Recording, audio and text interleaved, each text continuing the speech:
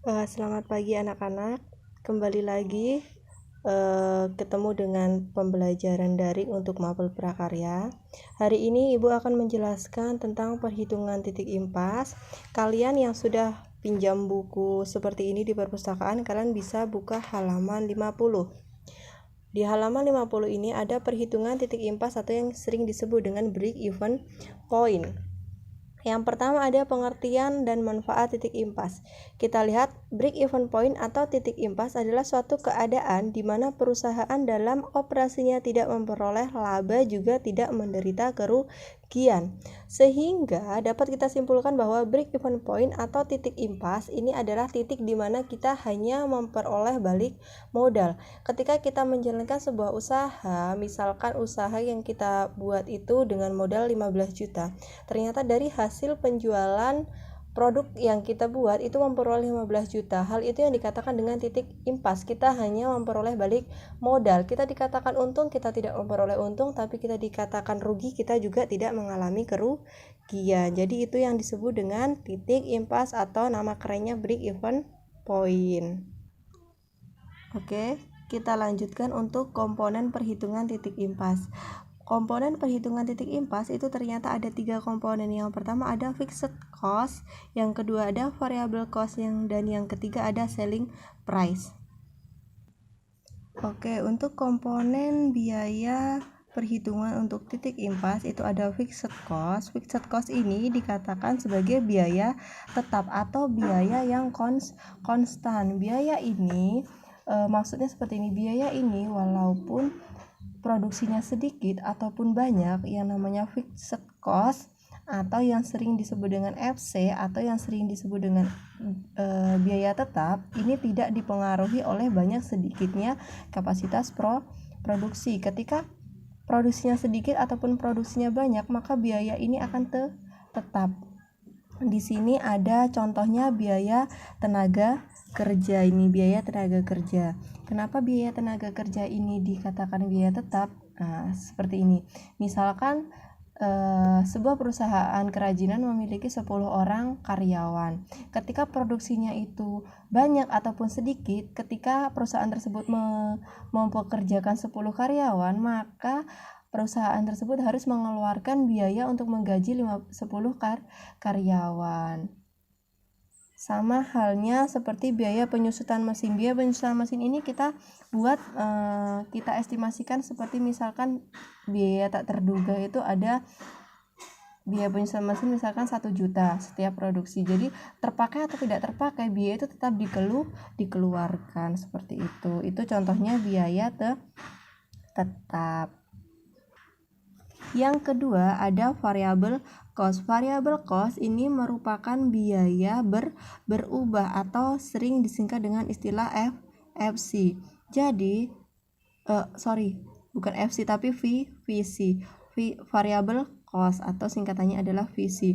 VC ini dia biayanya akan berubah ketika produksi kita ditambah ataupun dikurangi. Contoh dari biaya variable cost ini, yang pertama itu ada biaya bahan baku. Kalau biaya bahan baku jelas, ketika produksi kita banyak, kita membutuhkan bahan baku yang banyak. Uang yang kita keluarkan akan lebih banyak dibandingkan ketika produksi kita sedikit.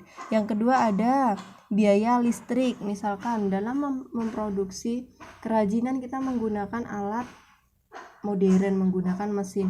Ketika produksi kita hanya 1000 unit dibandingkan dengan 100 unit, maka biaya listrik yang kita keluarkan itu akan berbeda. Itu yang dikatakan dengan biaya variabel atau biaya berubah. Yang ketiga ada selling price. Selling price ini atau sering disebut dengan harga jual. Harga jual itu dapat dicari dengan menentukan harga pokok produksi. Kita di kelas 1 sudah pernah belajar bagaimana menentukan harga jual. Jadi selling price ini adalah harga jual dari satu buah produk. Di sini dikatakan komponen ini adalah harga jual per unit barang atau jasa yang telah diproduksi. Oke, kita lanjut. Kita masuk ke istilah-istilah dalam biaya dalam perhitungan break even point. Di sini ada yang pertama ada TR.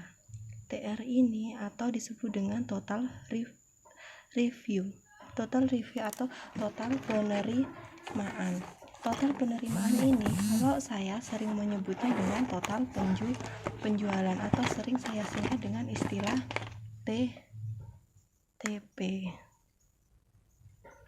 Total penjualan. Yang kedua ada Q ada quantities atau produksi. Yang ketiga ada FC atau fixed cost yang sering kita sebut dengan biaya tetap. Ini sering disingkat dengan istilah FC.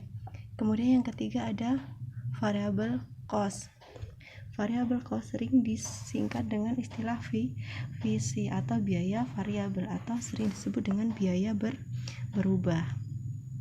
Kemudian TC itu total cost atau biaya total. Kemudian yang terakhir ada BEP, break even point atau yang sering disebut dengan titik impas. Kita lanjut lagi untuk BEP. Ternyata BEP itu ada dua macam. BEP yang sering kita gunakan itu ada dua macam. BEP dapat dihitung dengan dua cara. Yang pertama break even point atau BEP dalam penjualan untuk unit atau sering disebut dengan BEP unit.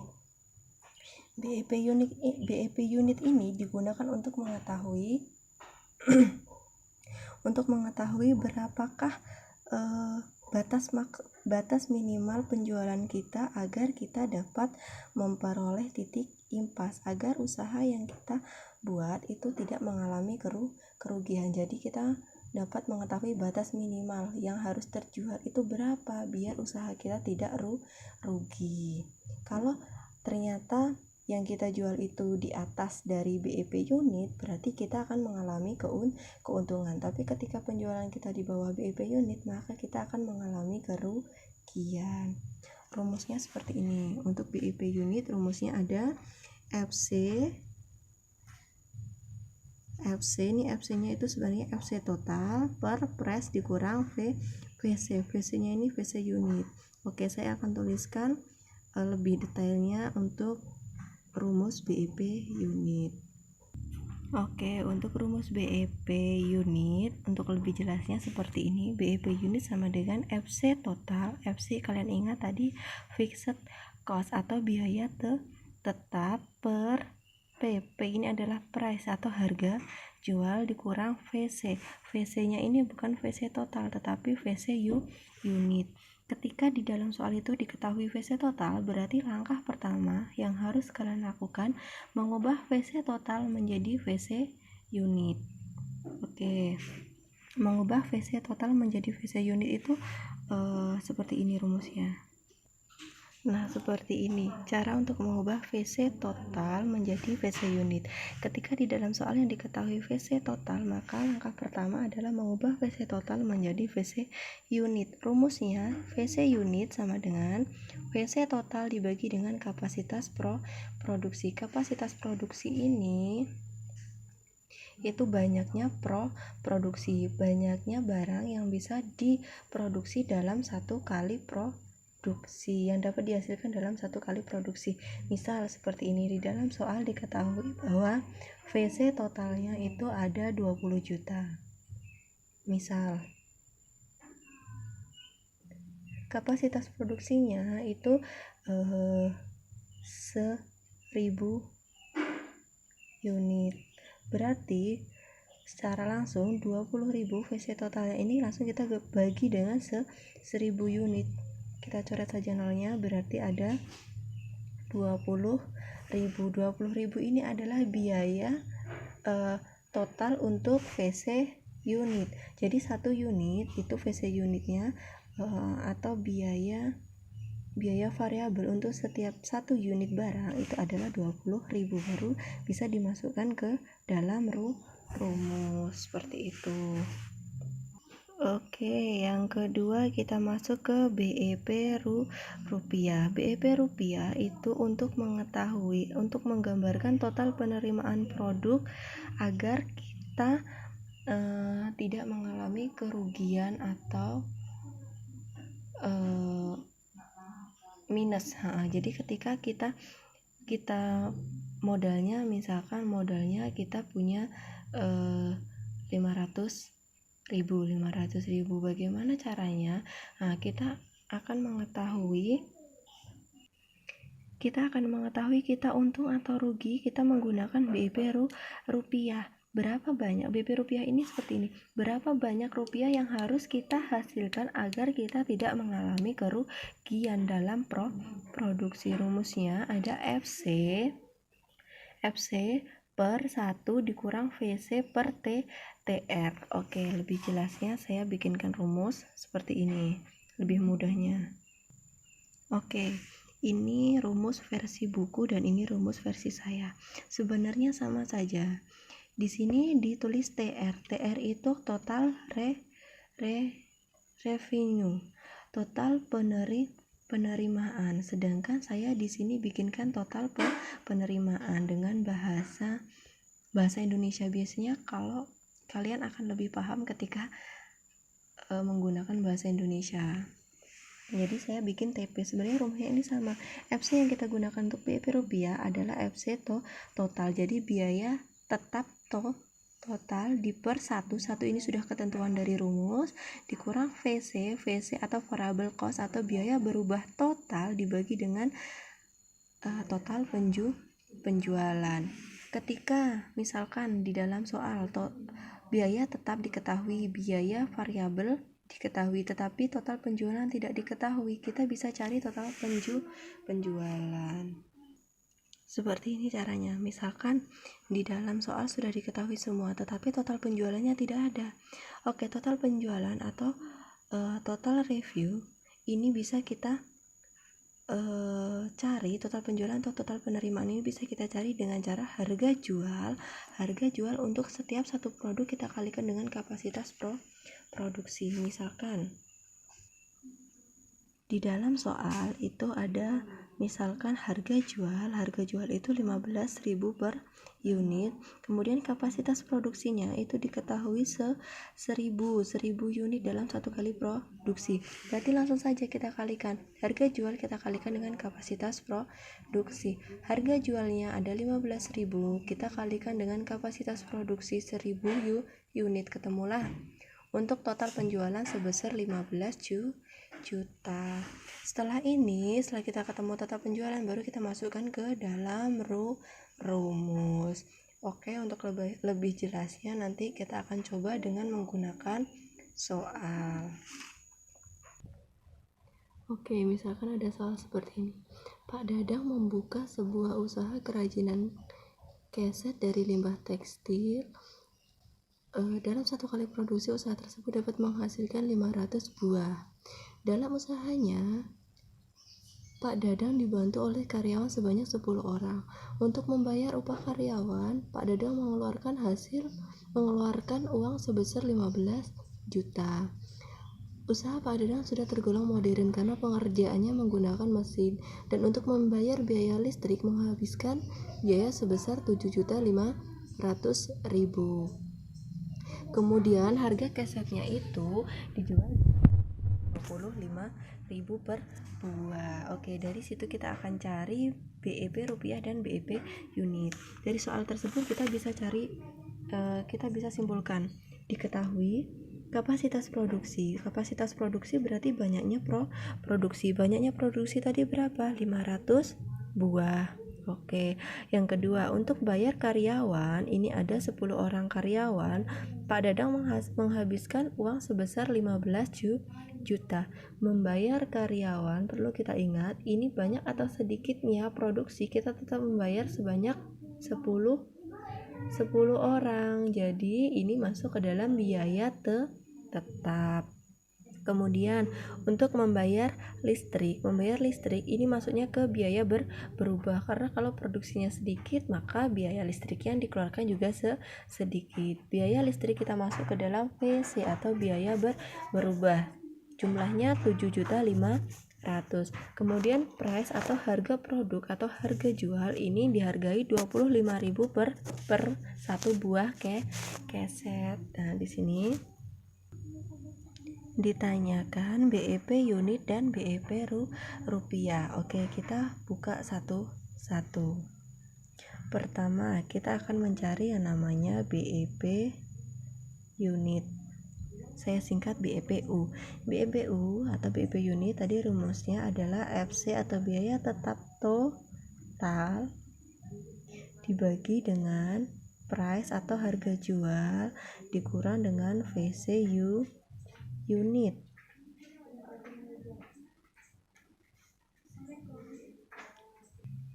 Oke, setelah kita tuliskan rumusnya, kita masukkan besaran biayanya. FC total atau biaya tetap, di situ besarnya 15 juta. Kemudian dikurang dengan price-nya, harga jualnya adalah 25.000. Dikurang VC unit. Di sini diketahuinya adalah VC total. Berarti langkah pertama kita harus mengubah dulu VC total ini menjadi VC unit. VC unit sama dengan VC total dibagi dengan kapasitas produksi. VC totalnya berapa? 7.500.000 dibagi dengan kapasitas produksinya berapa? 500 unit. Berarti kita bagikan. Berapa ketemunya? 15.000. Nah, baru ketemu yang namanya VC unit. VC unitnya ketemu 15.000. 15.000 ini baru kita masukkan ke dalam rumus. Oke, kalau sudah seperti ini langsung saja kita kurangkan. 15 juta dibagi 25 dikurang 15.000, ketemunya 10.000. 15 juta dibagi 10.000. Oke, kita akan coret 1 2 3 4, kita coret, ketemunya 1.500 unit. Oke, baru ketemu yang namanya BEP unit. Berarti kalau seperti ini dapat diartikan bahwa setelah kita berhasil menjual 1.500 unit, ini usaha yang kita usaha yang kita produksi itu baru dapat memperoleh titik impas, baru dapat balik modal. Bagaimana ketika penjualannya di bawah 1.500 unit? Berarti kita mengalami kerugian. Begitu juga sebaliknya, ketika penjualannya mencapai di atas 1.500 unit, berarti usaha yang kita buat itu mengalami keuntungan. Oke, kita beralih ke soal nomor 2. Soal nomor 2 yang ditanyakan adalah BEP rupiah. Oke, kita akan cari di sini. BEP rupiah. BEP rupiah atau saya singkat dengan istilah BEPR, itu rumusnya adalah FC total dibagi dengan 1 dikurang VC total per total penerimaan atau total penjualan. Kita lihat di soal. Oke, di soal tadi diketahui bahwa FC totalnya adalah 15 juta. Kita masukkan ke sini 15 juta per 1. Kalau ada yang tanya 1 ini dari mana, Bu? 1 ini sudah ketetapan dari rumus. Kemudian FC total, biaya FC totalnya berapa? 7 juta. VC totalnya berapa? 7.500.000. Kita masukkan di sini 7.500.000 per, ada TP, total penjualan atau total penerimaan. Di sini di soal ada atau tidak total penerimaan? Oh, tidak ada. Oke, kalau begitu langkah pertama kita harus mencari yang namanya total penerimaan. Total penerimaan. Oke, total penerimaan ini dapat kita cari dengan